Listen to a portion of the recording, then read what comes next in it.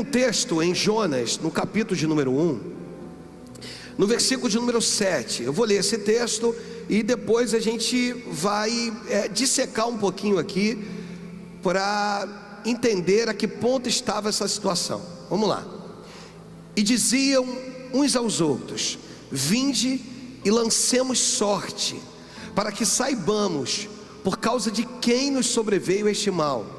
E lançaram sortes, e a sorte caiu sobre Jonas.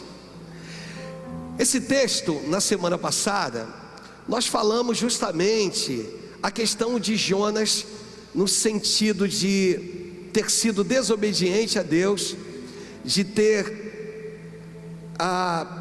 com seus próprios pés ter seguido para Tarsis, entrado num porto em Jope, e nesse Jope observou que tinha uma embarcação indo para Tarsis, e ele chega ao comandante dessa embarcação, ao capitão dessa embarcação, e paga devidamente por uma passagem. Ele pergunta qual era o preço da passagem, ele paga pela passagem, e automaticamente ele tem direito a entrar dentro da embarcação. O comandante daquela embarcação até então talvez não deu tanto crédito em talvez questionar o porquê que ele estava indo para Tarsis, ou qual era o desejo dele de ir para Tarsis, porque na verdade um desobediente entrou dentro de uma embarcação onde tinha um comandante, embarcação essa que era uma embarcação cargueira, ou seja, que transportava cargas de um destino para um outro destino. Então eu queria que você entendesse isso. E Jonas entra nessa embarcação, e a Bíblia diz que se levanta um vento contrário, se levanta uma tempestade. E na verdade, porque alguém entrou dentro da embarcação de um comandante, e você é o comandante da sua embarcação, você é quem comanda a sua embarcação. Então algumas coisas talvez não estejam dando tão certo na tua vida, porque alguém, um desobediente, alguém entrou na sua embarcação. E hoje eu quero ministrar a partir desse ponto, porque se levanta um vento contrário, como eu havia dito, uma tempestade, e a gente começa a ver que o barco começa a ser açoitado, os marinheiros começam a entrar em desespero, ao ponto de que esses marinheiros agora lançam a sorte, para saber aonde estava, quem era, qual era o culpado, quem era o culpado, aonde estava o problema. E eles lançam a sorte, diziam uns aos outros: vinde e lancemos sorte, para que saibamos por causa de quem nos sobreveio esse mal. E eu começo a ministrar a partir desse momento. O Espírito agora fala com você na sua casa. Será que você não entendeu que agora você precisa lançar a sorte, porque tem algo dando errado? Tem algo que insistentemente está dando errado. Você percebe o erro e agora você precisa lançar a sorte. Ou seja, você precisa trabalhar de uma forma como os pagãos trabalhavam, com espíritos adivinhadores, lançando a sorte. Era muito comum isso na antiguidade. Eles lançarem as sortes aos seus deuses, para saber quem errou, para saber onde estava o pecado. Mas não é o Espírito Santo que tem guiado a tua vida? Será que no meio de tantas perdas que você já teve, será que no meio de tantas coisas que já te aconteceram, será que no meio de cargas que tiveram que ser lançadas ao mar, será que você ainda não teve a intensidade de entender que precisa voltar para Jesus? Precisa entender que outrora tinha um espírito que te guiava, tinha um espírito que comandava a sua vida, e agora você foi perdendo tudo isso, perdendo essa essência. Esses dias eu atendi uma pessoa, e a pessoa que nos acompanhou no início da nossa igreja, junto com a sua família, com as suas filhas, e ela disse: pastor, hoje eu sou completamente descrente. E eu perguntei por quê? Porque Deus disse por várias vezes, através de outras pessoas, que não levaria a minha irmã, e minha irmã foi acometida de um câncer, e ela morreu, e ela foi embora, pastor, e eu deixei de acreditar num Deus, eu deixei de acreditar no Senhor, eu depositei toda a minha esperança. Eu disse para ela: amada, entenda e compreenda uma coisa, que Deus se alegra com a morte do justo, que nós estamos separados aqui momentaneamente, mas que um dia na eternidade nós vamos estar juntos Então, na verdade, vão acontecendo algumas coisas que vão tirando a tua paz, vão arrancando a tua paz, e você não sabe como vai fazer, você não sabe de que forma você vai agir, e de repente agora a descrença chega no nível que agora a gente precisa lançar a sorte. E eu fico tentando entender quando Paulo vai dizer: não entristeçais o Espírito Santo. Por que você não tem consultado o Senhor? Por que você não tem buscado a Deus? Por que você não tem se dedicado a uma busca intensa a Ele?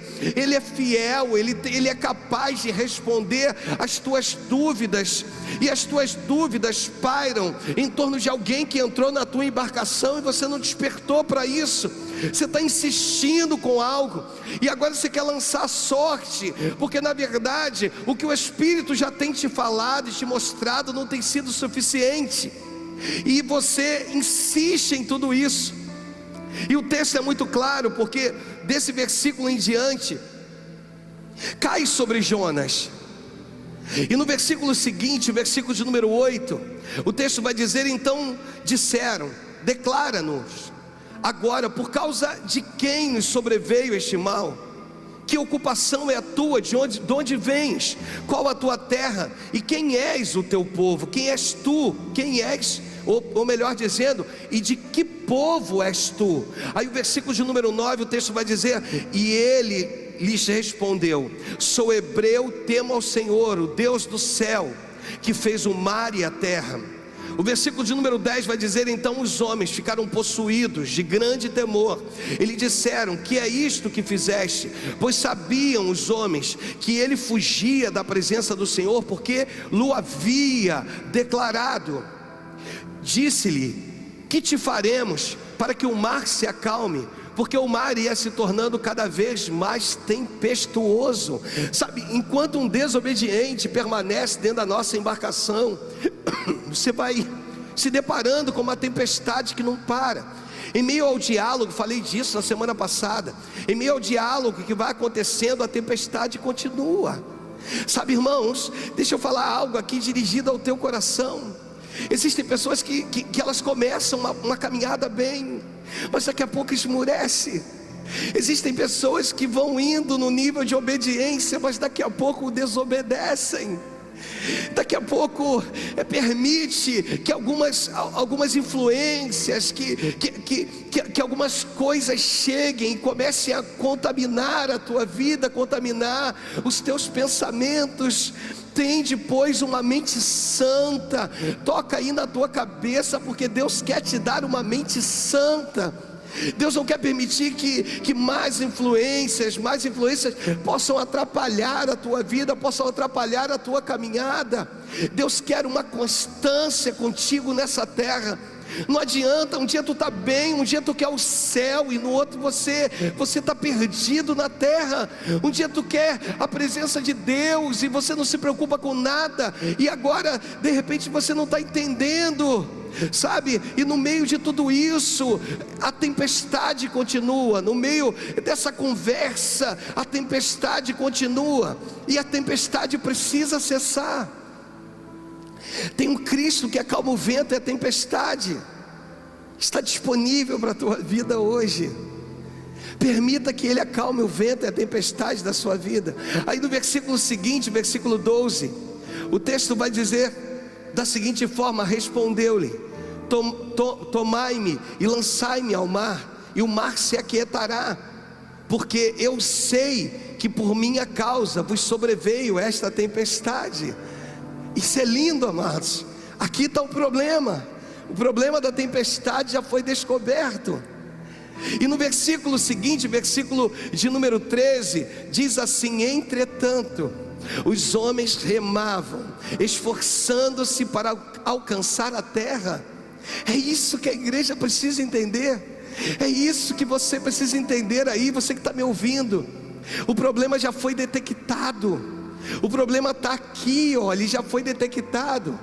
A Bíblia diz que um dia Sansão vai apresentar sua futura esposa aos seus pais, e a Bíblia diz que o Espírito os aparta, ou seja, ele vai por um canto e seus pais vão em direção a Tima e vão por um outro canto.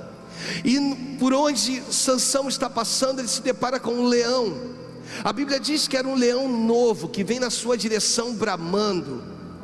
E a Bíblia diz que ele rasga o leão como quem rasga um cabrito. E se apartando dos seus pais, depois de um período, depois de 3 dias, ele volta por aquele caminho, curioso para saber como é que estava o corpo do leão que ele havia matado. E ele observa que havia um enxame de abelhas. Em primeiro lugar, abelhas jamais vão produzir mel num corpo em decomposição. Ali acontece algo sobrenatural. E não só um enxame de abelhas, como favos de mel. A Bíblia diz que ele pega dos favos, ele come, e ele leva para o seu pai e para a sua mãe. Deus manda eu te dizer que existe um leão, que hoje de repente ele é novo, mas que o Espírito de Deus pode se apossar de você, e você precisa matar esse leão, para que você possa experimentar de favos de mel. Enquanto você não matar o leão, você não vai experimentar de favos de mel. Só que o nosso problema é que nós fazemos como esses homens aqui, a gente vai remando. Você já sabe onde está o problema, mas é melhor ir remando. Você já sabe onde se levantou o problema, mas é melhor ir remando. E você vai remando. Há um Jonas na tua embarcação, mas é melhor remar e se esforçar. Só que isso cansa, amado. Isso não só cansa você, como cansa a sua família, cansa os seus, cansa o seu pastor. Deixa eu falar com você, cansa o seu pastor. Sabe, porque é lindo demais quando você decide ficar na sua casa, porque você precisa ficar na sua casa. Mas tem um pastor aqui, com uma equipe aqui, que decidiu pagar um preço para transmitir uma mensagem, para abençoar a tua vida, que está aqui terça, está aqui quinta, está domingo de manhã e está domingo à noite. E fora outros cultos e outros afazeres, para poder pagar um preço para a tua vida. Mas você não entendeu, tem coisas que tem que abrir mão. E aí o que você faz? Você começa a domesticar o que é selvagem. Você começa a domesticar o leão. Agora você está domesticando o pecado. Você decide caminhar com ele, entende? Esse leão agora já não é mais um leão novo. Agora ele é um leão velho. Já não tem dente, já não morde, já não te oferece perigo. Você sai na rua e você caminha com esse leão. Às vezes é um vício que te acompanha, às vezes é um mal que te acompanha, às vezes é alguém que entrou na tua vida e que precisa sair. Às vezes é alguém extraconjugal, deixa eu falar porque o Espírito está me mandando falar, entrou na sua vida e precisa sair. Mas como é que você vai tirar, se agora o leão que bramou no início agora está completamente domesticado? Agora você aprendeu a conviver com o leão, mas Deus está dizendo que enquanto esse leão não morrer, você não vai experimentar de favos de mel. E o pior, você não experimenta, tua mãe não experimenta, teu pai não experimenta. Deixa eu melhorar isso, você não experimenta e a tua família não experimenta de favos de mel. Deus está dizendo, a incumbência de matar o leão é sua. É você que precisa matar esse leão, é você que precisa dar um fim nesse leão, é você que precisa entender que não adianta ficar remando. O problema já foi apresentado aqui. Se nós voltarmos ao versículo 12, o próprio problema se revela. Se isso eu acho lindo, porque quando nós estamos à luz da palavra, o problema vai ser revelado. Não há nada em oculto que não seja revelado. Deus está dizendo que está iluminando para revelar o mal. O problema foi revelado, mas você quer continuar convivendo com ele. Agora o próprio problema quer ser expurgado, mas eu não quero expurgá-lo. Os marinheiros, versículo 13, começam a remar, começam a lutar, sabe? Começam a batalhar, começam a se esforçar e começam a se cansar. Deixa eu falar sobre isso novamente. Não só eles se cansam, não só você se cansa, como se cansam todos que estão à sua volta. Todo mundo se cansa, irmãos. Estão todos cansados, porque você não quer tomar uma atitude, porque você decidiu que você quer lutar com todas as suas forças. Pessoas que que oferecem verdadeiras quedas de braços com o Senhor, e que lutam, se esforçam. Aí diz assim: mas não podiam, porquanto o mar ia se tornando cada vez mais tempestuoso contra ele. Deus tem princípios e propósitos estabelecidos. Não lute contra eles. Compreenda que existe um Deus que tem dia e hora marcada contigo, que tem algumas coisas que estão prontas. E eu costumo dizer, e você não alcançou porque você não tem você ainda não obteve a altura, a altitude, a altura para tocar nos frutos que já estão prontos para ser recolhidos. Vem cá. Você é muito bom de blá blá blá. Você é muito bom de falar, mas não é bom de se humilhar. Você é muito bom de encontrar recursos para lutar, até mesmo pelo que nem merece a sua luta, mas não é bom de tomar atitudes. Essa noite é noite de tomarmos atitudes, irmãos. Essa noite é noite de decisão. Essa noite é noite de pararmos de remar, olharmos para uma situação que já está definida. Alguém precisa sair para que a paz venha reinar. Enquanto nessa tripulação, alguém que chegou em cima da hora, que não participou da construção daquela embarcação, alguém que não participou das cargas, e quero falar de cargas agora, cargas que tinham um destino. Jonas, ele compromete o destino das cargas. Posso repetir? Jonas, ele compromete o destino das cargas. Elas tinham um lugar para chegar, e agora elas não vão chegar porque ele entrou na embarcação. Existem coisas que estavam programadas para acontecer, e não vão acontecer porque você permitiu que alguém entrasse na sua embarcação,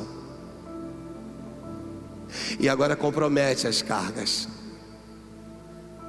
Elas tinham um lugar de origem, tinha um CEP, tinha um lugar, tinha um endereço que elas precisavam chegar, e agora elas não vão chegar porque um Jonas entrou numa embarcação, e eu permiti que ele entrasse.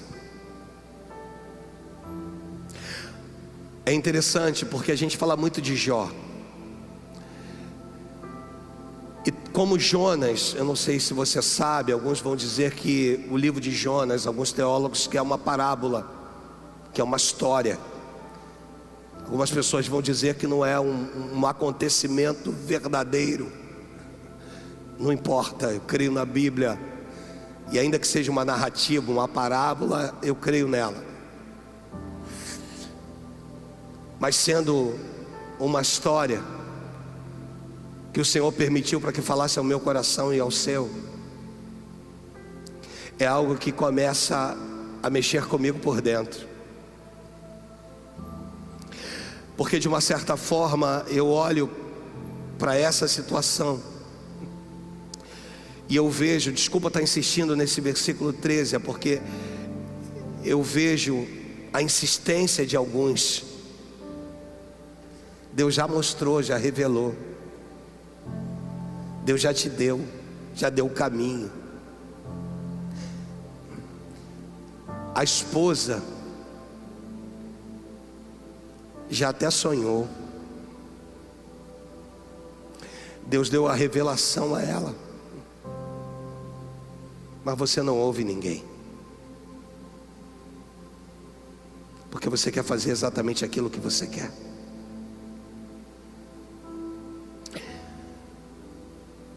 O que você pensa é o certo, Enquanto isso, o restante da tripulação está sofrendo. Enquanto isso, a família sofre. Entende algo? Tá tudo bem aí na tua casa? Tá tudo bem com os teus filhos? Se é mãe, é pai, olha para eles.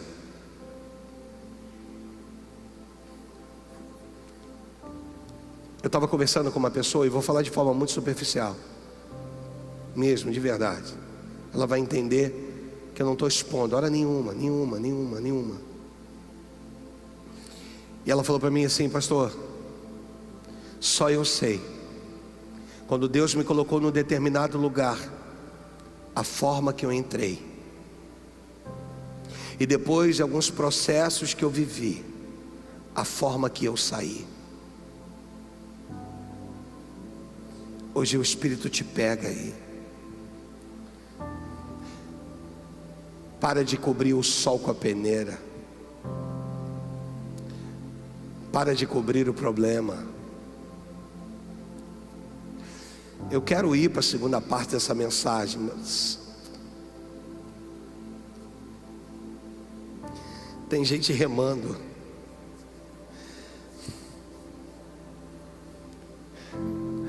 Tem gente dizendo, você acompanhou?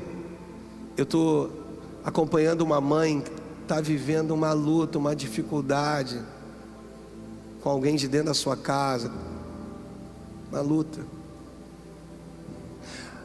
Aí agora vem uma postagem de uma outra mãe bastante conhecida, que descobriu a homossexualidade do seu filho. Ela escreve um texto enorme,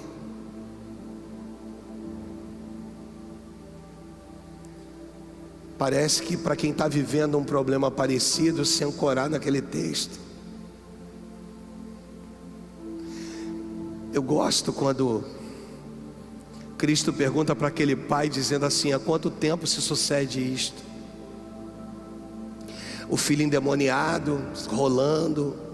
O pai vira e diz: olha, ora o demônio lança ele no fogo, ora lança ele na água.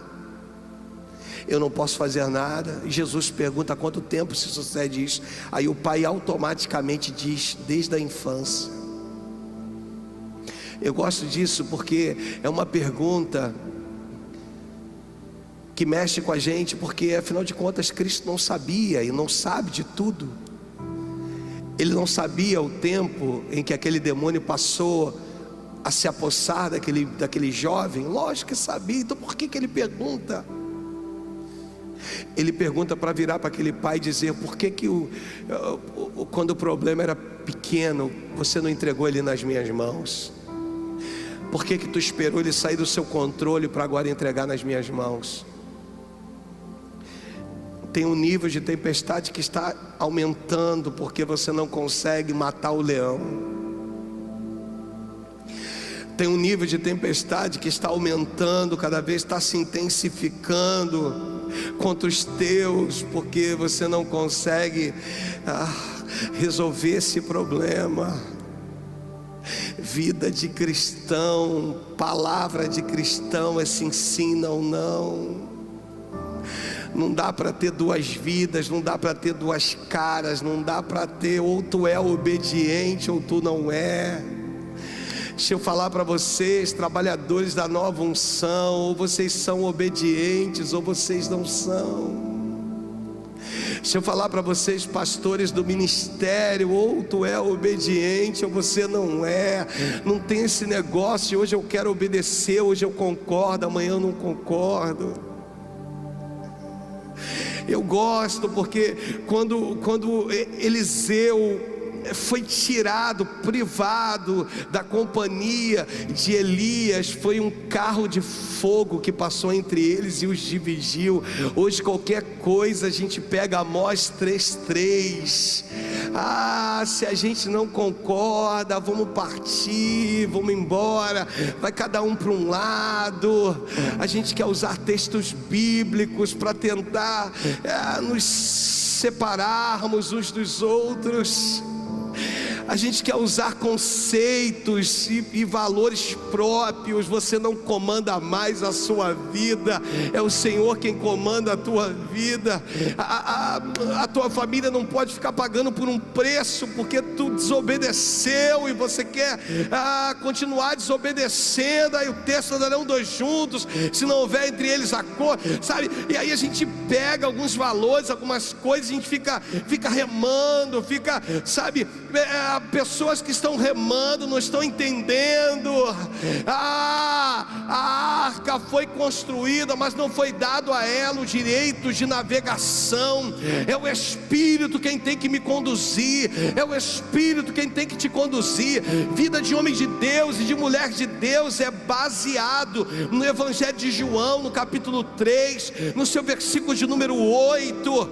Amém? É isso que é importante para você. É isso, é um vento que tu percebe, tu olha, você sente, você não vê, mas você percebe esse vento. Você entende, o vento sopra onde quer, ouves a sua voz, não sabes de onde vem nem para onde vai. Assim é todo aquele que é nascido do Espírito. Quem é nascido do Espírito é conduzido pelo Espírito. Quem é nascido do Espírito vive na direção em que o Espírito te enviar.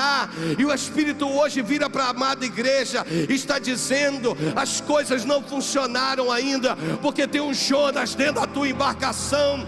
As coisas não funcionaram ainda, porque tu não entendeu que enquanto ele não partir, enquanto você não lançar fora da tua embarcação, as coisas vão continuar difíceis. Mas quando ele for lançado, quando ele, coloca lá no texto pra gente, quando ele for lançado, sabe, quando a gente parar de remar, sabe, quando a gente parar de insistir, parar de nos esforçar, amados, eu já vivi isso, não estou contando história da carochinha. Quando tem alguém desobediente, a família sofre, os filhos sofrem. Mas quando tem alguém que se coloca na posição da obediência, que diz: haja o que houver, aconteça o que aconteceu, estou junto, sabe, irmãos? Eu fui ovelha um dia, eu fui membro um dia, eu fui trabalhador um dia, eu fui diácono um dia da casa do Senhor. E os meus pastores, eles diziam,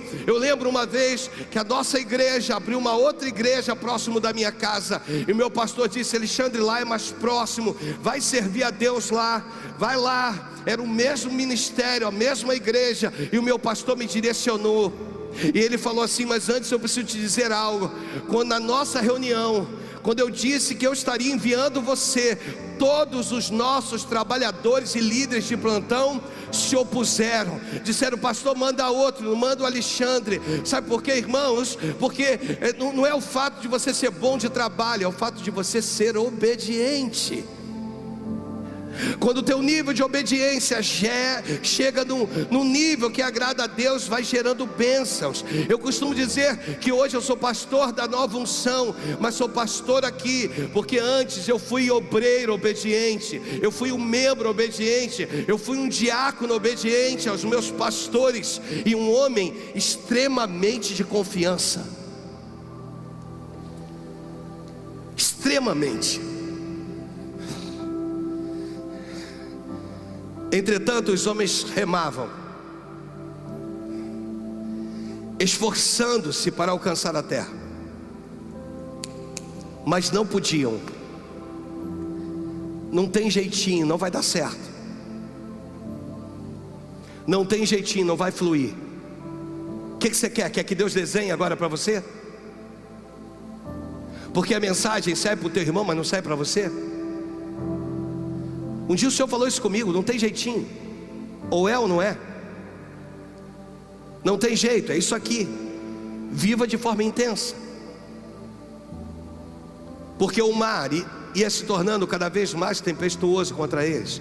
Versículo de número 14: Então clamaram ao Senhor e lhe disseram: ah, Senhor, rogamos que não pereçamos por causa da vida deste homem, e não façais cair sobre nós esse sangue.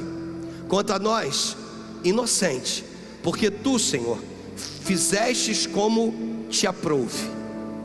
Versículo seguinte: e levantaram a Jonas e o lançaram ao mar. Não foi Jonas que pulou, ele foi lançado. Tem coisas que Deus hoje vira para você e diz: eu não vou fazer por você. Não foi você quem permitiu? Ele não entrou porque você permitiu? Vem cá. Ele entrou nos teus sonhos? Entrou nos seus propósitos? Entrou na tua embarcação. Embarcação essa que leva o pão de cada dia para tua casa. Então Deus hoje vira para você e diz assim: lance-o ao mar. Mas eu estou com pena. Continua sofrendo. Lance-o ao mar. E a Bíblia diz que depois dele ter sido lançado, cessou o mar da sua fúria. Eu encerro a de hoje. Semana que vem eu falo sobre cargas em Atos.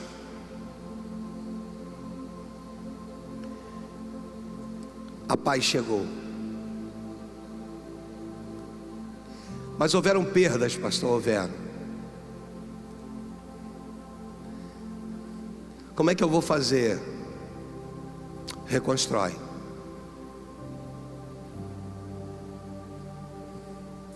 Mas por favor, não culpe o Senhor. Não o culpe.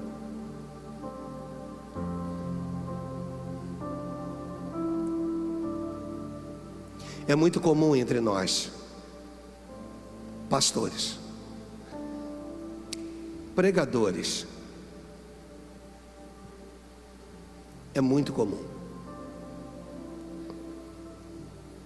pregarmos uma coisa e vivemos outra.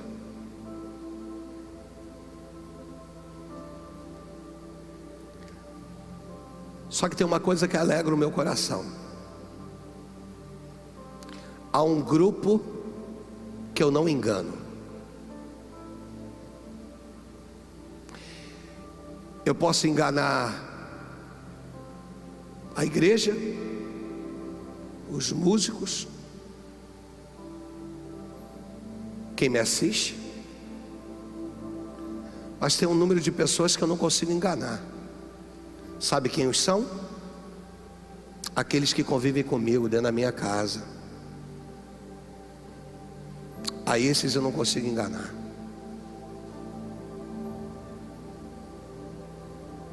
Então o melhor testemunho que eu tenho para te dar hoje é que a nova unção começa dentro da minha casa. O melhor testemunho que eu tenho para te dar hoje é que nesse momento os meus filhos e esposa têm o prazer de poder assistir o Pai. Minha esposa não me assiste porque ela é obrigada.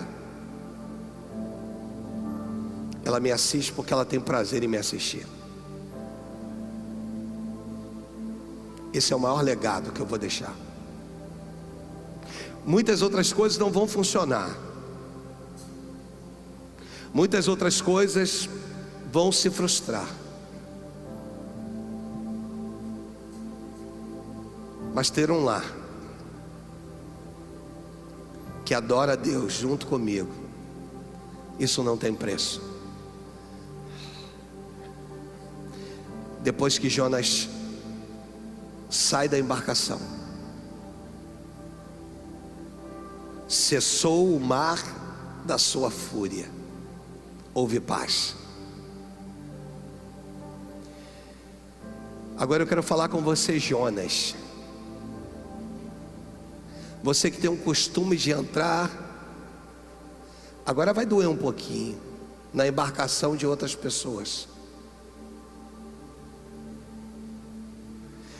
Você que vem desobedecendo e que tem um costume de entrar na embarcação de outras pessoas.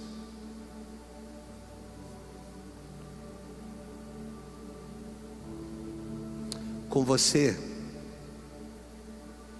é Ele que vai tratar.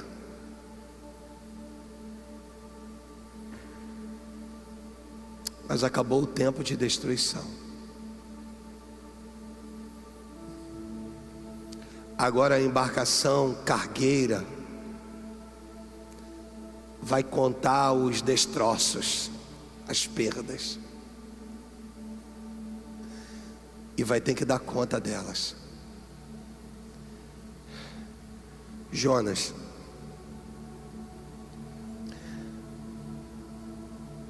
o teu nível de desobediência corrompeu destinos.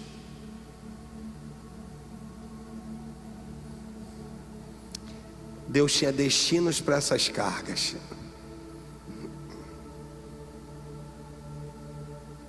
mas o teu nível de desobediência corrompeu destinos. O que eu faço, pastor?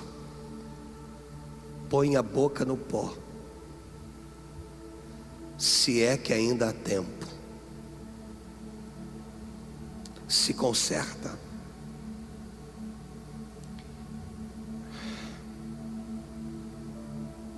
Porque hoje tu tá, e amanhã pode ser que tu não esteja. Dá uma impressão que a palavra é dura, mas mais dura é quem perdeu suas cargas por causa de você.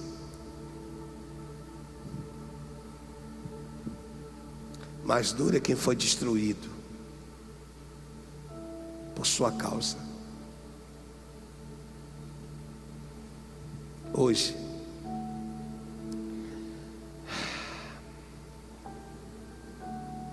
eu vim aqui para te dizer que para um pastor, para um culto ao vivo,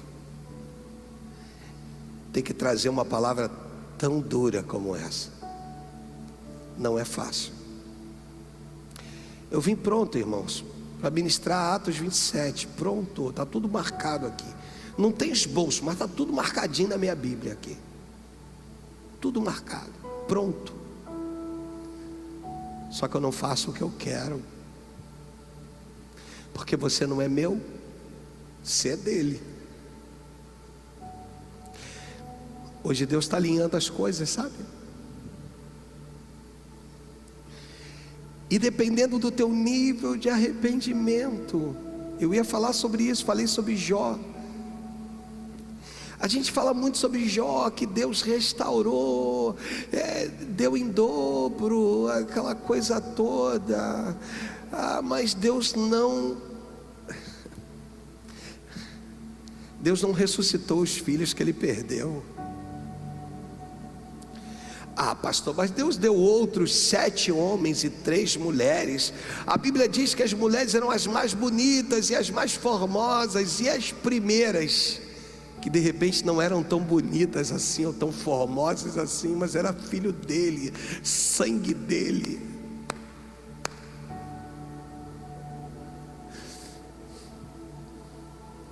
Dez outros filhos não apagarão os 10 primeiros que morreram. Existem perdas que são irreparáveis no reino.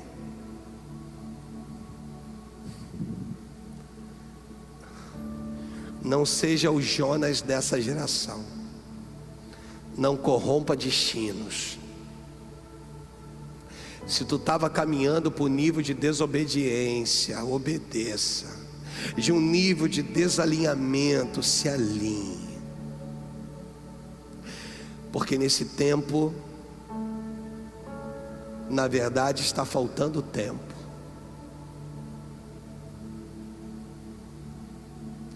Seja sincero comigo, eu encerro, prometo, agora eu encerro. Quem não ficou resfriado durante esse tempo? Quem não sentiu a sua garganta inflamar durante esse tempo? Pastor, eu não senti, você é um privilegiado. Quem não sentiu um nível de dor de cabeça parecido com os sintomas que todo mundo fala por aí? Quem não sentiu um nível de dor nas costas que você achou que eram dores nos teus pulmões e que você achou que estavam comprometidos, hein? Quem não teve um nível de febre de 38, 39, não foi 40 e tanto não, 38, 39 e que te assustou, hein? Quem não teve alguém dentro de casa que estava com sintoma e que tu estava com medo da pessoa, porque você estava com medo dela estar realmente com problema e passar para todo mundo dentro de casa? Você entendeu como é que a vida é um piscar de olhos? Você entendeu que às vezes você abre mão de tantas coisas, inclusive de vir na casa do Pai, mas que você pode ser acometido indo ao banco, ao supermercado, na rua, dirigindo, no ônibus. Quem pode garantir a tua vida senão o Senhor? Hoje Deus vira para nós, para mim, para ti, e Ele diz: não comprometa cargas que têm seus destinos. Existem pessoas que vão cruzar a sua vida, mas tem um lugar que elas precisam chegar. Não comprometa.